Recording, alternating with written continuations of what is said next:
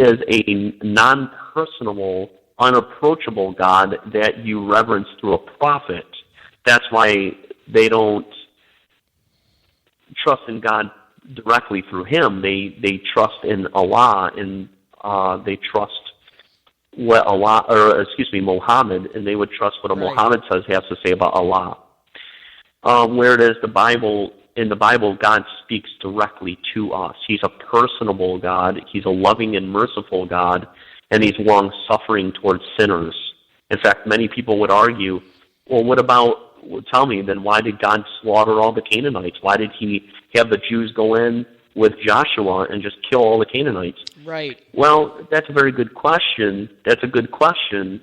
But the problem is that you have a lot of things going on at that time, and there were a lot of interesting that God commanded justice on those people, and we won't dive into it tonight for the sake of time. But if somebody does have that issue, I'd love to talk to you about it. But it is not the same as somebody who has a political religious system like Islam, where, in my opinion, it's unjustifiable.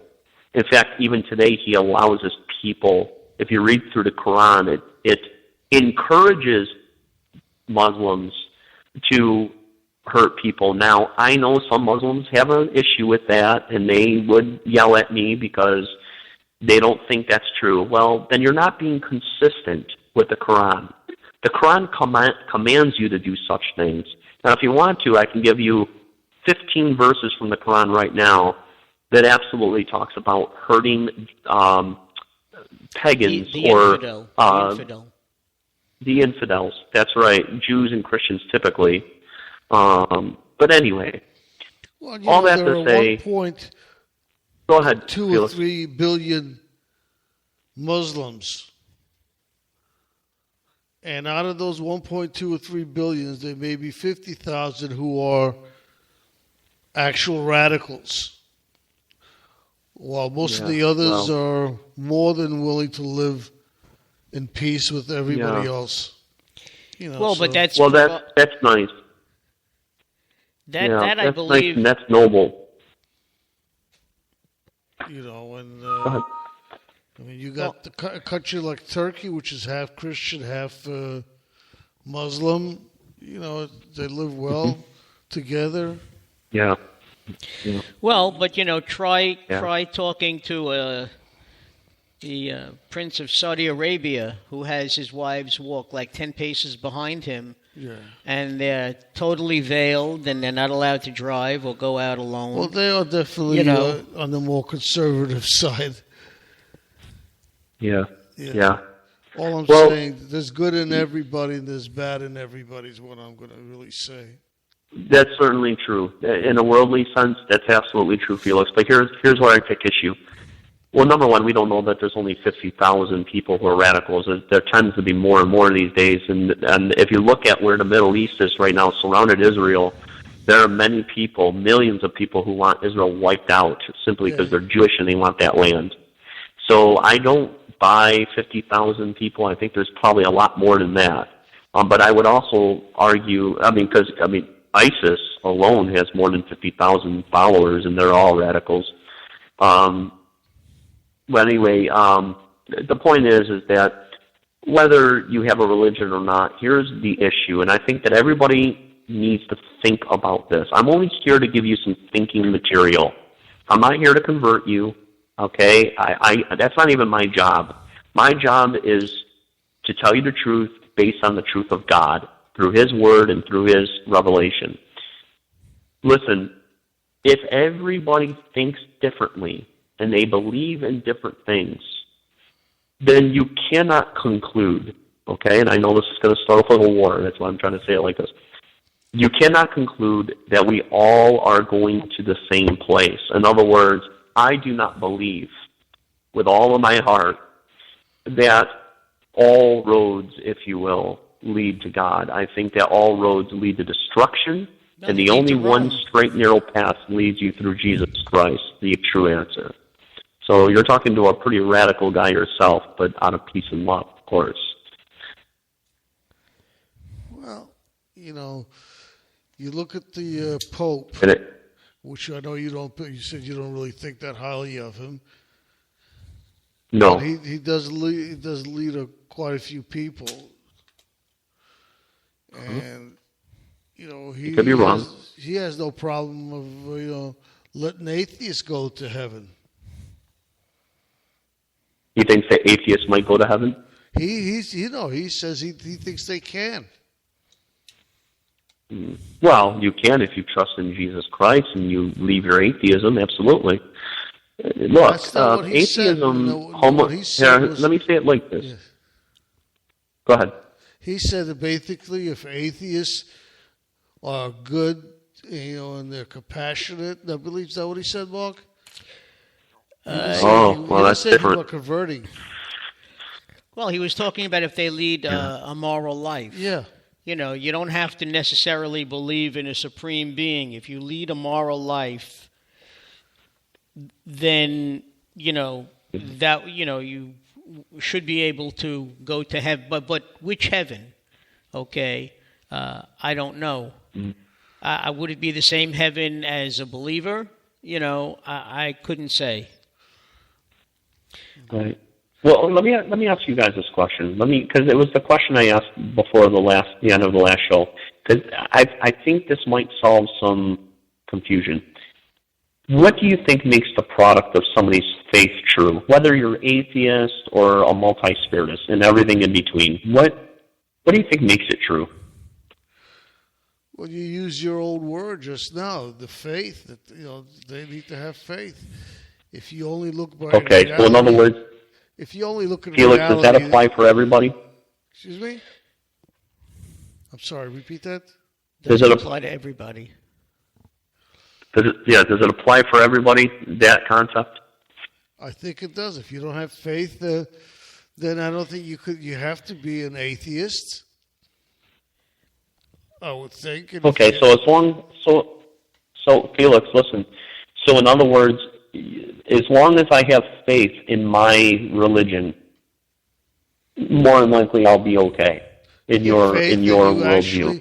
I think besides having faith, I think you have to be a person of good character and do good deeds. Well, everybody's good deeds are different, though, Felix. Felix, listen. Okay, let me continue on. So, in other words, what makes the product of someone's faith true is faith, is what you're saying. Now, let me ask you this, Felix. What if my faith directly involves you? In what way?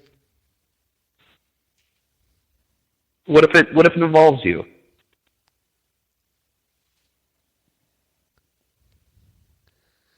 I'm not getting you. I'm sorry. You want to know how it involves you? I'm not quite following. Can you hear me, guys? Yeah. Do you understand what he's saying? Okay. Here. Let me share with you, Felix, how it involves you. Okay. What if my faith says that concept that you just said is completely wrong? Am I still right in my faith if I believe that? Well, you're right in your faith. It may not be right for Felix or somebody else. But well, that's not what you guys said, though. You said that as long as I have faith in the thing that I believe in, it must be true. So the fact that my faith involves you... No, what I'm saying is the only way you can have to believe in Christ is if you have faith in Him. The only way you can believe in the Judaic religion is, in God, is if you have faith in Him. But which God? You mean all gods? I think your God is the same as the Jewish religion's God. I don't think there's any difference. Well, but you have the Holy at least the Catholic Church has the Holy Trinity. But as far you have the Father, the Son, and the Holy Spirit.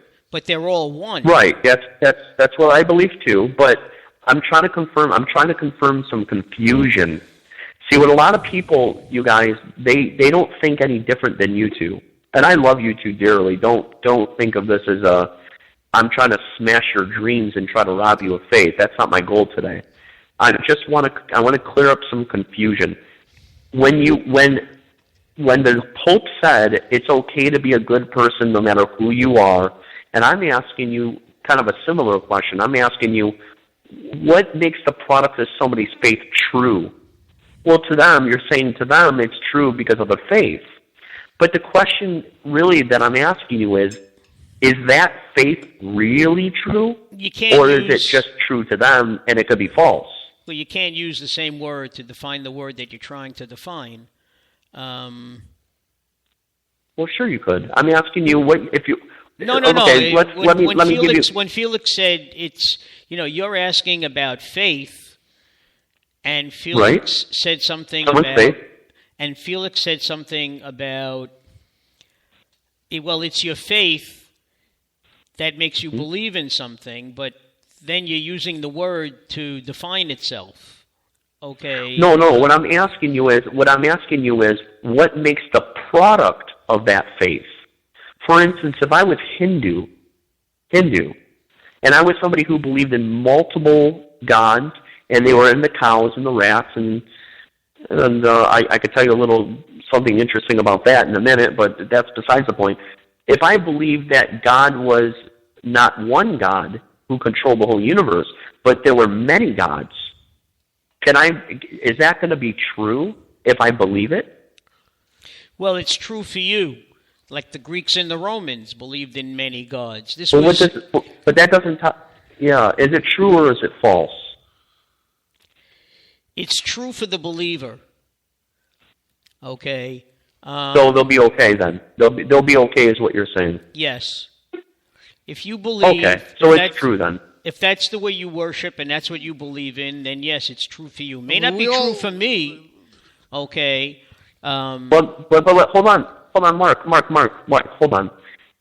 But do you understand the philosophical contradiction you're making? It's a contradiction to say, well, it's true for them, but it may not be for me. Something cannot be true and false at the same time.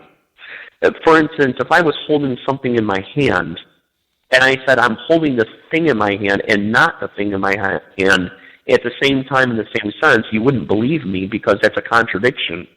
Just like it's a contradiction to say, well, Hindus may believe that, and that's true for them, but it's not true for me. Well, it's either true or it's not true. You know what I'm saying? Let's go back to... So in other words, what you're saying is the Hindus are right and you might be wrong. Well, that's where evidence comes in. That's where you have to look and examine evidence. Absolutely. That's a very good observation, Felix. My feeling is... Very good observation. My feeling is... Basically, we all follow the 10 Commandments. Jews, Christians, most faiths follow that because it's basically also our basic laws. It's in our Constitution. Okay. And if you follow those by being a good laws, person, then I think you're a good person. And I think... Hey, Felix, does that mean... Go ahead. And I don't think you necessarily have to be a Christian or Catholic to follow them and be a good person. Okay, so as long as I'm a good person, I'm following what God has given us that's ordained. Whatever God that is. Yeah, I mean, there's... let's face it. Whatever God that is. It's what you're saying is that as long as you follow a good moral path or standard, you're good. You have a good moral compass. Okay, so now let me ask you now. You're saying that only... let me just put something. All right, you're a born-again Christian. And I am. With your faith, you will go back. You will go to heaven. Granted? Yeah. Will a Catholic go to heaven? If they believe in an infused righteousness, again, this is where study and this is where evidence comes in. You have to see where I'm getting at with this whole thing, Felix, and you're hitting the nail on the head. But we're kind of just taking our time in this conversation over it. Basically, here's what you got an issue with. It's not human opinion what makes things true. Just because I might like the Bible, for instance, doesn't make the Bible true. just because I have